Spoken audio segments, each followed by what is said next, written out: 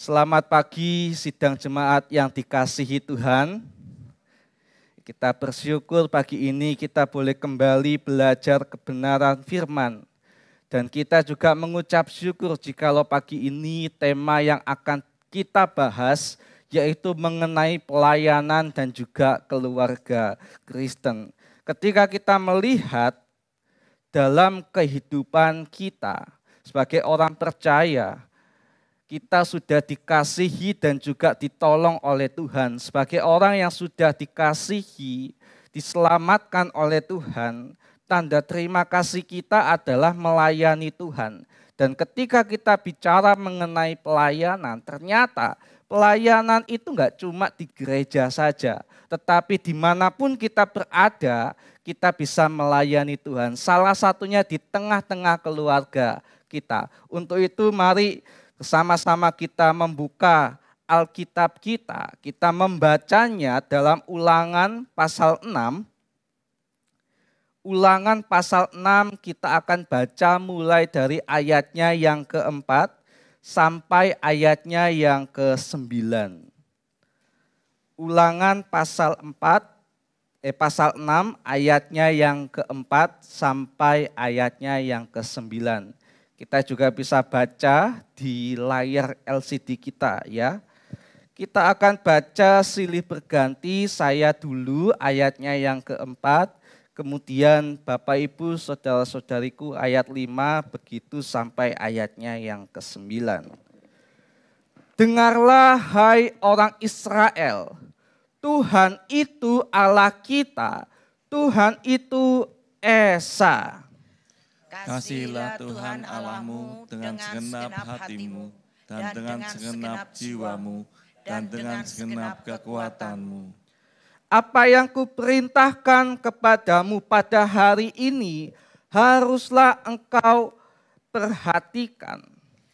Haruslah engkau mengajarkannya berulang-ulang kepada anak-anakmu, dan membicarakannya apabila engkau duduk di rumahmu, apabila engkau sedang dalam perjalanan, apabila engkau berbaring, dan apabila engkau bangun. Haruslah juga engkau mengingatkannya sebagai tanda pada tanganmu, dan haruslah itu menjadi lambang di dahimu. Dan haruslah engkau menuliskannya pada tiang pintu rumahmu, dan pada pintu gerbangmu. Baik, demikian pembacaan firman Tuhan pada pagi ini. Biarlah kita boleh berbahagia sebab tidak hanya membaca, merenungkan tetapi juga melakukan dalam hidup kita sehari-hari. Tema pagi ini yaitu membangun spiritualitas keluarga. Ketika kita bicara mengenai keluarga, setiap diri kita mungkin familiar dengan konsep keluarga, yaitu orang-orang secara biologis hidup bersama-sama dengan diri kita. Itu ketika kita masih kecil biasanya pikiran kita demikian. Keluarga adalah mereka yang hidup dengan kita. Secara biologis papa, mama, kakak, adik, kakek, nenek, dan lain sebagainya. Tapi seiring bertambahnya usia kita, kita memahami bahwa keluarga adalah mereka yang telah merawat dan membesarkan serta punya banyak pengalaman dengan diri kita. Akan tetapi tahukah kita bahwa keluarga bisa menjadi lebih dari sekedar kumpulan orang yang memiliki hubungan biologis dengan diri kita.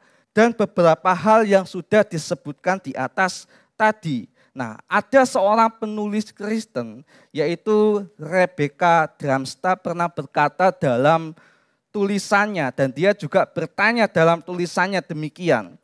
Keluarga adalah mereka yang telah merawat dan juga membesarkan kita. Ketika kita sebagai orang Kristen mengetahui hal tersebut, pertanyaannya, apakah bisa setiap anggota dalam keluarga kita membangun dan menjadi berkat bagi diri kita secara spiritualitas. Dan dia di sini menjawab bahwa ya dan bisa.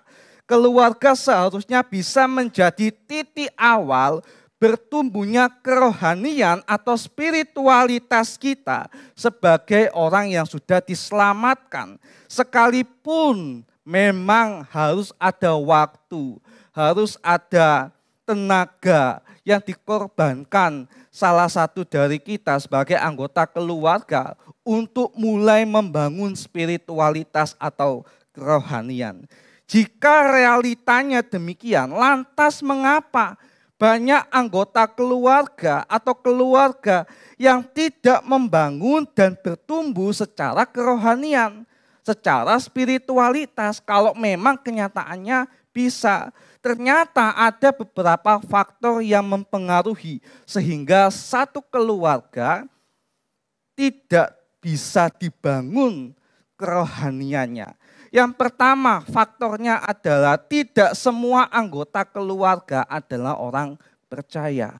Kita mendapati bahwa dalam satu keluarga biasanya ada salah satu atau salah dua yang tidak percaya atau yang belum percaya kepada Allah. Misal ibu, kakak, dan anak, mereka adalah orang percaya. Sedangkan ayah mereka adalah orang yang belum percaya. Nah, ini bisa jadi salah satu faktor mengapa kerohanian dalam keluarga itu tidak bisa dibangun dan tidak bisa bertumbuh.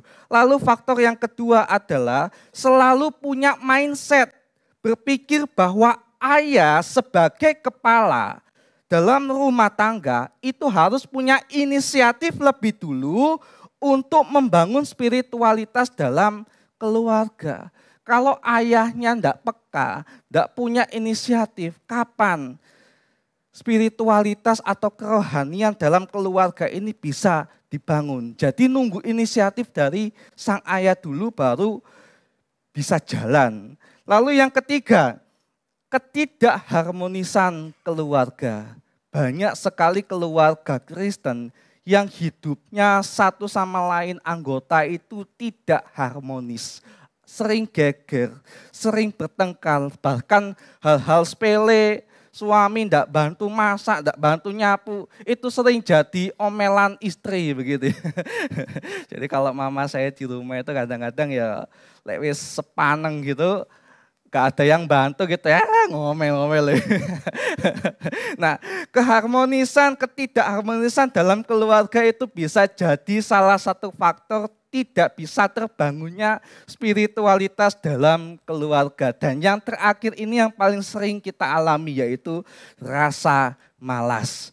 Jadi rasa malas dalam diri kita itu bisa menjadi salah satu faktor untuk kita tidak menumbuh kembangkan kerohanian atau spiritualitas dalam keluarga. Ngapain aku bersekutu dengan anggota keluargaku yang lain? Ngapain aku menyediakan waktu? Lebih baik aku tidur, lebih baik aku ngerjakan hal yang lain yang aku suka daripada harus membangun persekutuan dengan anggota keluarga yang ada di rumah. Nah, ketika kita tahu bahwa problematika dalam keluarga itu sangatlah kompleks, kembali pertanyaannya yang sama di awal tadi. Apakah dengan kondisi yang demikian, membangun spiritualitas dalam keluarga tidak bisa dilakukan? Apakah tidak bisa dilakukan jika kondisinya demikian? Dan saya di sini berani jawab bahwa tetap bisa dilakukan. Sebagai salah satu contoh kita melihat kondisi bangsa Israel ketika mereka ingin menuju ke tanah Kanaan. Kita tahu bahwa bangsa Israel ini adalah bangsa yang besar yang pada waktu itu dipimpin oleh Musa. Ketika Musa tahu bahwa ia memimpin bangsa Israel, ia juga mengerti kondisi mereka. Mereka punya banyak sekali pergumulan, mereka punya banyak sekali masalah. Dan salah satu pergumulan yang harus dilalui bangsa Israel adalah bagaimana cara supaya mereka bisa menuju ke tanah yang sudah dijanjikan oleh Allah, yaitu tanah Kanaan. Tapi pada satu momen, kita tahu bahwa Musa itu telah berdosa di hadapan Tuhan. Dan pada akhirnya Tuhan menjatuhkan hukuman bagi dia adalah dia tidak boleh masuk ke dalam tanah Kanaan. Nah, karena Musa pada waktu itu sudah berdosa, tidak boleh masuk ke dalam tanah Kanaan, akhirnya dia menulis kitab Ulangan yang biasa kita kenal sebagai kitab amanah dari Musa, yang ditulis oleh Musa sebagai tanda perpisahan karena ia tidak ikut masuk ke dalam tanah Kanaan sebab ia telah berbuat dosa di hadapan Tuhan. Nah, dalam Ulangan pasal 6, kalau kita baca dari ayatnya yang pertama hingga ayatnya yang ke-9, di sana Musa sedang memberi pesan kepada bangsa Israel untuk tetap memelihara agama mereka. Ketika mereka nanti sudah masuk di dalam tanah yang sudah dijanjikan oleh Allah, yaitu tanah Kanaan. Namanya seperti gereja kita ya, GKT Kanaan, tanah Kanaan. Nah, mari kita amati bersama perikop yang sudah kita baca tadi. Kalau kita lihat, Israel memang adalah bangsa yang besar. Di dalamnya banyak sekali anggota keluarga berdasarkan suku-suku. Di sini Musa mengingatkan bahwa mereka itu harus menjaga kesetiaan mereka kepada Allah. Mereka harus tetap taat kepada Allah melalui ketetapan dan juga peraturan yang pernah dikenakan kepada mereka bangsa Israel. Itu bisa kita lihat dalam ayatnya yang pertama hingga ayatnya yang ketiga. Lalu ayat 4 sampai ke 5, Musa mengulangi kebenaran yang sudah mereka dapat sebagai dasar iman mereka yang harus dipelihara, yang harus ditumbuh kembangkan oleh Israel. Dasar kebenaran yang pertama adalah Israel harus percaya bahwa Tuhan mereka adalah Tuhan yang esa. Ketika mereka tahu bahwa Tuhan mereka adalah Tuhan yang esa, itu harus dipelihara oleh bangsa Israel. Lalu kebenaran yang kedua, umat Tuhan punya banyak kewajiban dan masing-masing orang punya banyak tugas tanggung jawab. Tapi di sini ada satu kewajiban bersama yang tidak boleh diabaikan, yaitu mengasihi Tuhan yang esa dengan segenap hati mereka. Inilah satu kewajiban yang harus dilakukan oleh Israel karena mereka punya Allah yang esa dan itu harus dipelihara sampai selama-lamanya. Kalau kita lihat pada bagian berikutnya, yaitu dalam ayatnya yang ke-7 sampai ke-9. Ada satu bagian yang sangat unik. Setelah Musa berbicara mengingatkan bahwa mereka harus memelihara ketaatan, kesetiaan kepada Allah. Memelihara iman mereka kepada Allah. Ada bagian yang unik yang disampaikan oleh Musa. Yaitu bagaimana cara supaya mereka bisa memelihara ketetapan, kesetiaan iman mereka kepada Allah. Kalau kita lihat dalam ayatnya yang ke-7, di sana dikatakan, haruslah engkau mengajarkannya berulang-ulang kepada anakmu dan membicarakannya apabila engkau duduk di rumahmu, apabila engkau sedang berjalan, apabila engkau berbaring, dan apabila engkau bangun. Jadi ketika Musa menyampaikan beberapa hal yang harus dilakukan oleh bangsa Israel, di sini Musa juga memberikan tips atau cara kepada mereka. Dalam ayatnya yang ke-7, Musa memberi himbauan kepada setiap orang tua dalam keluarga yang memiliki anak bahwa mereka harus menjaga ketetapan yang telah dijelaskan dan itu harus diwariskan dengan cara orang tua menceritakan kepada anak dan tidak sekedar menceritakan. Mereka juga harus merenungkan bersama-sama. Dan di sini dipertegas bahwa ketika sudah diceritakan, direnungkan, mereka juga harus terus-menerus melakukan hal tersebut. Jadi enggak hanya cuma sekali saja diceritakan kepada anak, oh kamu ini loh adalah orang percaya. Kamu ini loh punya satu Allah yang esa. Dan kamu ketika punya satu Allah yang esa, kamu harus mengasihi dia dengan sepenuh hati. Tidak diceritakan hanya sekali, melainkan secara terus menerus dan setiap waktu. Ketika mereka berbaring, mereka harus menceritakan, kalau bisa sisipkan cerita mengenai kebenaran firman. Ketika mereka jalan-jalan, kalau bisa dalam perbincangan yang ada, sisipkan kebenaran firman Tuhan. Melalui paparan ini Musa menuntut supaya orang Israel, lebih gampangnya itu membangun mezbah dalam keluarga untuk menjaga serta menumbuh kembangkan iman setiap anggota kepada Allah. Musa tahu bahwa hanya dengan cara inilah yang paling efektif agar ketetapan Allah, iman jemaat itu bisa diingat oleh mereka sendiri.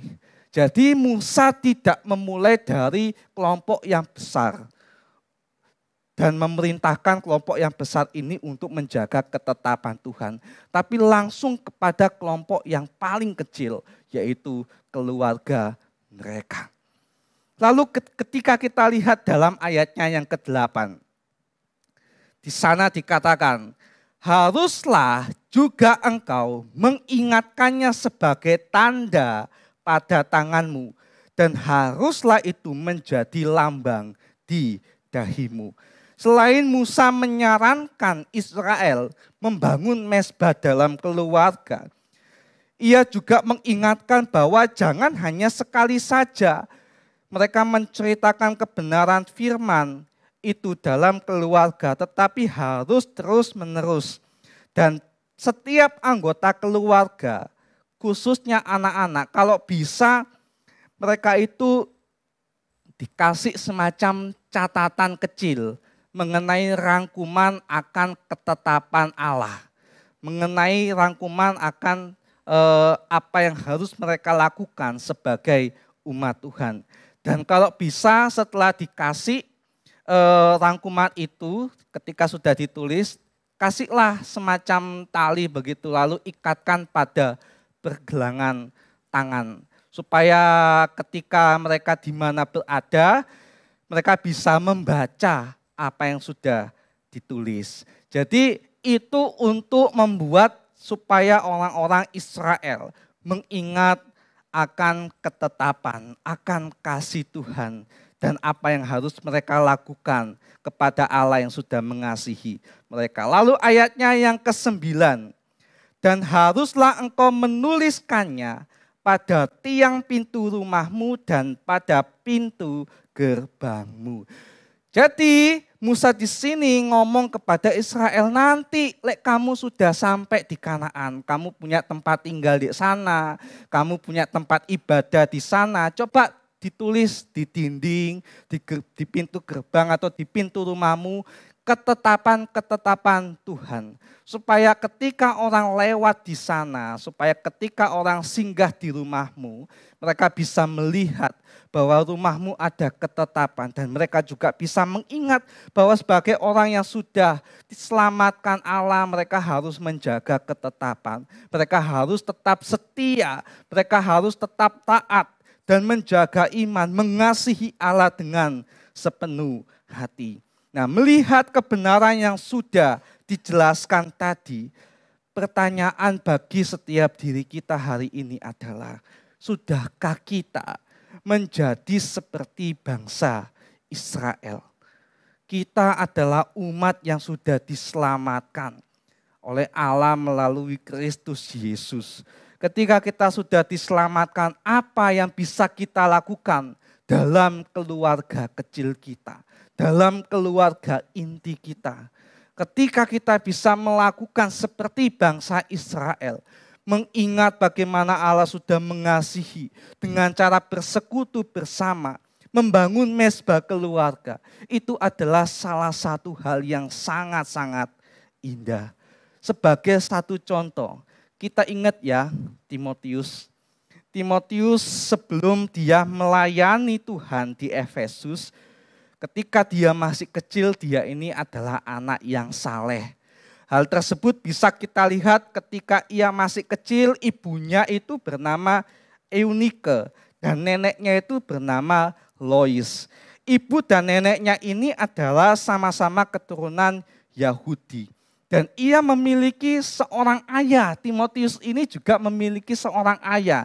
Dan memang di dalam Alkitab ayahnya ini tidak dijelaskan secara detail. Tapi Alkitab secara tidak langsung menyebutkan bahwa ayahnya ini bukan dari Yahudi, melainkan dari Yunani. Nah, ibu, nenek, dan Timotius ini adalah orang percaya. Orang yang sudah menerima Tuhan Yesus. Sedangkan ayahnya ini belum percaya kepada Tuhan Yesus. Jadi dalam satu anggota keluarga ini, dalam satu keluarga ini ada satu anggota yang belum percaya. Bisa kita lihat bahwa dalam keluarga Kristus, orang yang percaya itu nenek, ibu, dan juga Timotius. Nah, melalui anggota keluarga Timotius ini kita bisa melihat bahwa ada yang namanya persekutuan dalam keluarga. Biasanya diri kita itu sering sambat. Ada salah satu anggota keluargaku yang belum percaya. Bagaimana supaya aku ini bisa bersekutu satu dengan yang lain, dengan anggota keluarga yang lain. Mari kita lihat contoh Timotius ini. Sekalipun ada salah satu anggota yang belum percaya, yaitu ayah, ibu, nenek, dan juga Timotius sering bersekutu di hadapan Tuhan. Sering belajar kebenaran firman Tuhan. Dan buah dari persekutuan mereka bisa kita lihat ketika Timotius sudah beranjak dewasa. Paulus mengatakan bahwa dia adalah anak yang sangat setia, anak yang sangat saleh. Bukti kesalehannya adalah dia mau belajar kebenaran firman Tuhan. Tidak hanya dalam persekutuan saja, tetapi ia juga belajar membuka buku-buku Kristen. Dia membaca buku-buku sebelum zamannya Tuhan Yesus. Dan sesudah zaman Yesus ketika gereja mula-mula baru terbentuk. Nah, inilah satu buah yang sangat indah dari persekutuan dalam keluarga. Ketika dalam keluarga kita ada persekutuan, jangan kita menganggap bahwa apa yang kita lakukan dengan anggota yang lain itu semata-mata formalitas yang tanpa hasil. Kita harus punya mindset bahwa apa yang kita lakukan selalu memiliki buah. Kita percaya, kita yakin bahwa apa yang kita tabur selama itu baik, maka buahnya juga akan baik dan kita juga bisa menikmatinya. Sama halnya dengan Timotius, ibunya dan juga neneknya. Ketika nenek dan ibunya mengajarkan apa yang baik kepada Timotius, bersekutu bersama, mereka menerima buah yang baik juga, yaitu Timotius menjadi hamba Tuhan. Dan dia melayani pada waktu itu di Efesus. Melalui kebenaran yang sudah disampaikan ini, setidaknya ada dua tujuan mengapa setiap kita perlu membangun spiritualitas dalam keluarga. Yang pertama, melalui persekutuan dalam keluarga, setiap anggota diingatkan bahwa mereka adalah umat kepunyaan Allah yang telah dikasihi. Sama dengan bangsa Israel, Allah sudah mengasihi mereka.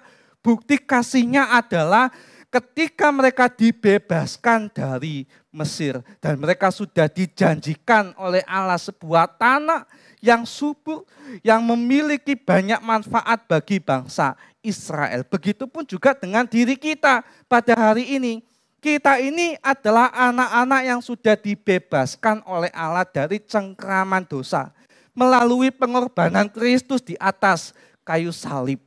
Nah, sebagai anak-anak Tuhan yang sudah dibebaskan, kita harus mengucap syukur. berterima kasih kepada Allah dalam bentuk pelayanan yang kita lakukan. Salah satunya adalah pelayanan dalam keluarga. Membangun mezbah atau persekutuan dalam keluarga. Supaya melalui itu iman kita tidak hilang. Tetapi spiritualitas kita, iman kerohanian kita makin bertumbuh dan menghasilkan buah. Lalu yang kedua, melalui persekutuan dalam keluarga, setiap anggota dapat bertumbuh secara iman dan menghasilkan buah seperti yang sudah saya jelaskan tadi. Dan buah tersebut berguna bagi masing-masing anggota dalam keluarga itu. Keharmonisan dan kedamaian keluarga itu juga bisa dirasakan. Ketika kita sudah bersekutu dengan papa, dengan mama, dengan anak kita, dengan cece, titi. Ketika sudah bersekutu rasanya itu sangat-sangat damai. Ada rasa sukacita, ada rasa penuh syukur bahwa dalam keluarga kita terjalin persekutuan dan mengingat bagaimana kasih Tuhan dalam hidup kita. Setelah dua tujuan ini disampaikan dan kita juga sudah mendengar pertanyaan refleksi untuk kita hari ini adalah maukah kita masing-masing membangun spiritualitas dalam keluarga kita. Ayo jangan tunggu kepala rumah tangga ayah untuk inisiatif membangun dulu. Tapi yang hadir pada hari ini yaitu setiap diri kita. Punya inisiatif membangun mezbah keluarga. Ketika kita bangun pagi, coba kita ambil waktu sejenak dengan anggota keluarga yang lain untuk saat teduh. Ya berdoa, kalau memang kegiatannya sibuk, tidak bisa membaca, ya biarlah itu jadi tugas masing-masing. Dan kita juga bisa mendengar suara madu yang dikirim setiap pagi gitu kan. Kita bisa dengar bareng-bareng dengan anggota keluarga kita yang lain. Kita bisa nyanyi satu lagu lalu berdoa. Dan kita bisa melanjutkan aktivitas kita. Bukankah itu sesuatu yang indah yang bisa kita lakukan dengan anggota keluarga kita. Lalu bagaimana dengan yang belum percaya? Ya mari kita dekati perlahan sedikit demi sedikit. Kalau memang agak susah, ya kita doakan dengan anggota keluarga yang lain. Supaya satu anggota keluarga kita yang belum percaya ini, pada akhirnya disentuh oleh Roh Kudus dan ia boleh menjadi orang percaya, diselamatkan sama dengan diri kita. Coba kita ambil komitmen untuk membangun suatu persekutuan mezbah dalam keluarga. Supaya jangan hanya di gereja saja spiritualitas kita dibangun dan bertumbuh. Tetapi dalam rumah kita yang kecil, spiritualitas kita bisa dibangun dan bertumbuh. Kiranya ini boleh menolong dan juga memberkati kita. Amin.